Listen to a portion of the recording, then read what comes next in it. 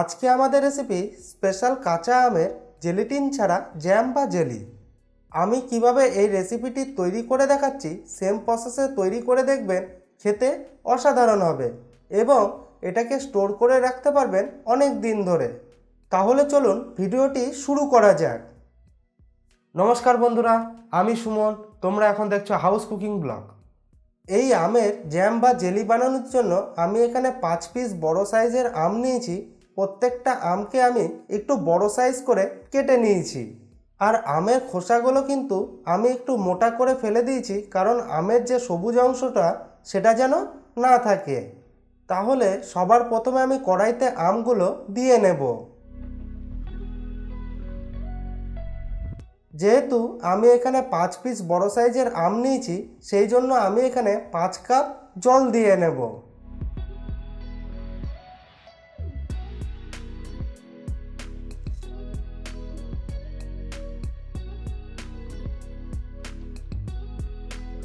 এখানে আমি চা খাওয়ার যে কাপ আছে সেই কাপ ইউজ করছি, যাতে আপনাদের বুঝতে সুবিধা হয়।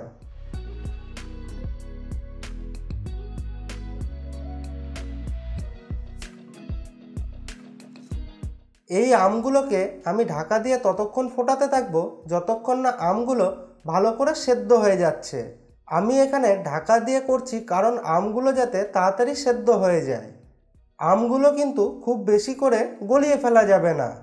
আমার ভিডিওগুলি ভালো লেগে থাকলে অবশ্যই লাইক, শেয়ার এবং কমেন্ট করবেন। চ্যানেলটিকে সাপোর্ট করার জন্য অবশ্যই চ্যানেলটিকে সাবস্ক্রাইব করে রাখবেন আর বেল আইকনটি টিপে দেবেন আমার পরবর্তী ভিডিওগুলি সবার প্রথমে পাওয়ার জন্য। আমটা আমার প্রায় সেদ্ধ হয়ে গেছে। যখন আমগুলো দেখবেন এরকম একটা কালার চলে এসছে, তখন গ্যাসের ফ্লেমটা অফ করে দেব। এবার আমগুলোকে একটা ছাঁকনির সাহায্যে ছেঁকে নেব।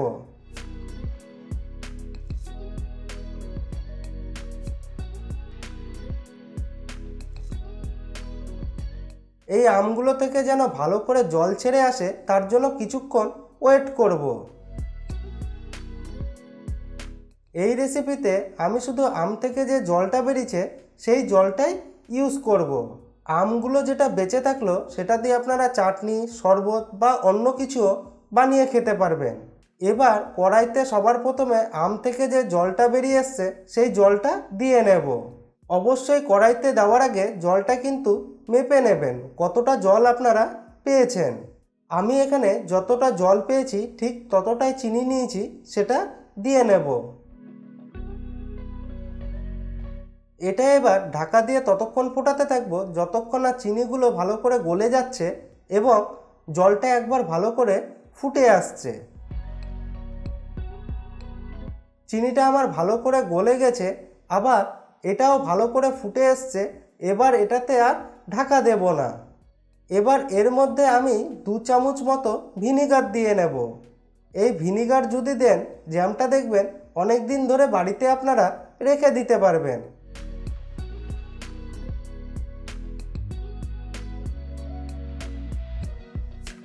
এবার এর মধ্যে খুবই সামান্য পরিমাণে গ্রিন ফুড কালার দিয়ে নেব।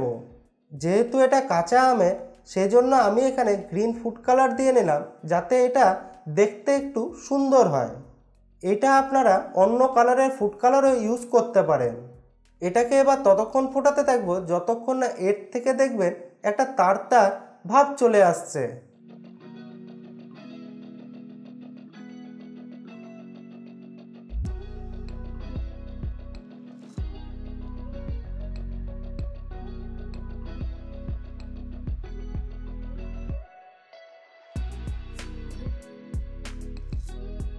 আমার এটা তার তার ভাব হয়ে গেছে। এবার গ্যাসের ফ্লেমটা অফ করে দেব আর একটা কাচের বয়মে ঢেলে নেব।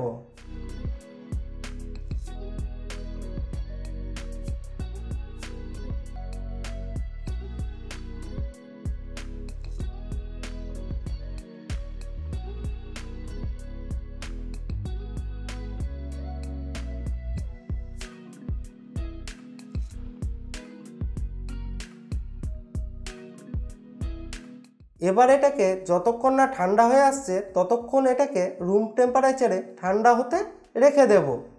তাহলে এটা ভালোভাবে সেট হয়ে যাবে।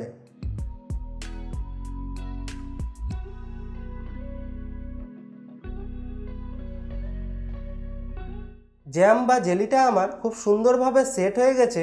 দেখুন কতটা সুন্দরভাবে ব্রেডের সঙ্গে লাগিয়ে নেওয়া যাচ্ছে।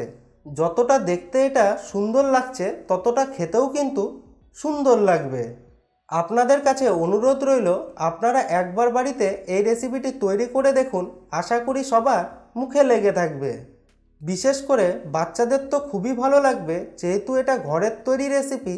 আপনারা বাচ্চাদেরকে এটা টিফিনেও দিয়ে দিতে পারবেন।